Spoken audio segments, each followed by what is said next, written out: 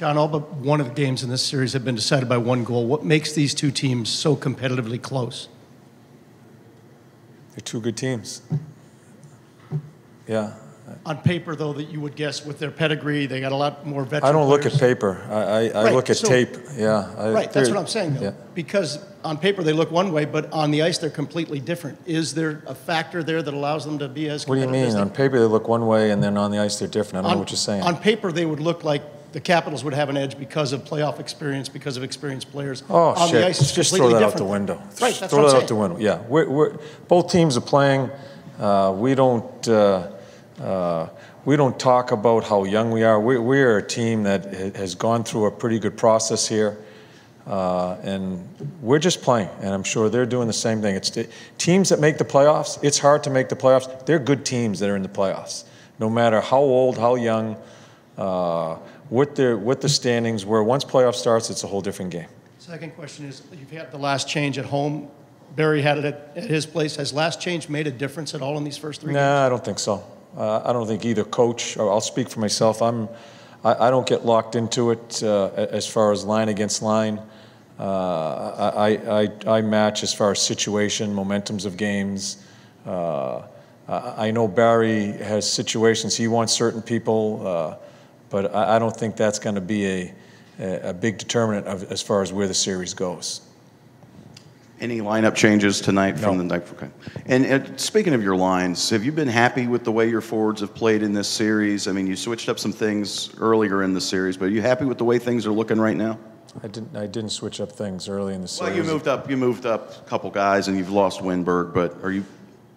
Yeah. You good with what I you got? I thought we played our best game the other night. So I spent the day after game 2 talking to you guys, and where we were, we had things figured out, and what's Washington going to do? We probably Washington kicked our ass, quite honestly, in most of those minutes in that game. We just had a hell of a goalie. I thought both teams played really good the other night. I thought it was easily our best game of the series. We lose, they find a way to win. So it's not about changing things because you lose a game. I'm happy the way we played, however minutes we played. And so we're going to go back at it tonight. You put so much time into it. Players deal with so much this time of year, just the rugged play and everything.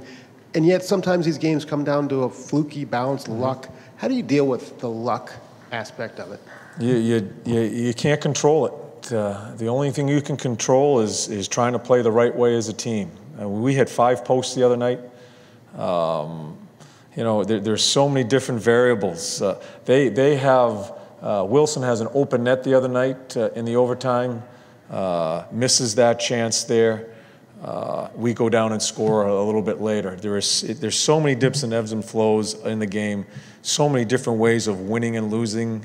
So as a coach, I'm just concerned about how we're playing. No matter what the result is, I've got to find out how we're playing. That's what the video is about. So I thought we handled ourselves really well in our first home game of a series. Didn't win it, but I know it was our best game, so we just go about our business that way. Have you been pleased with how you've kind of handled Kuznetsov at giving as far as time and space, and as this series has gone on, has it gotten better? We're not focused on individual players. They're a good team. As I said, they wouldn't be in the playoffs if they weren't. They have quite a bit of balance through their lineup. I think we defended against them much better the other night versus game 2, where they had just way too many chances, especially in our defensive zone. So it's not about an individual player. It's not about Ovechkin. Because they've got good people. It's a good team. It's about our concept and defending them off the rush in the end zone. I thought we were much better in game 3. You've talked so much about the importance of the experience that the guys are getting these days.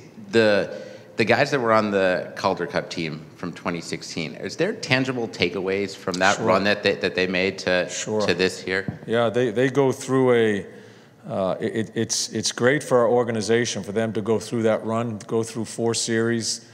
A number of them are with us now. and a few more coming.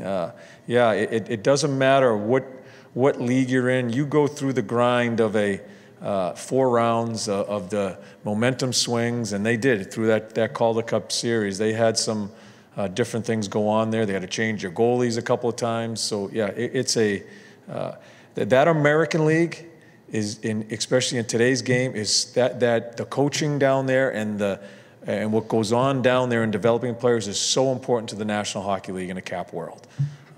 So yeah, we're very fortunate. We have a good group that came in and fed us and has helped us find our way. Last one, Clint. Coach, is there such a thing as an upper hand being up 2-1 at home tonight?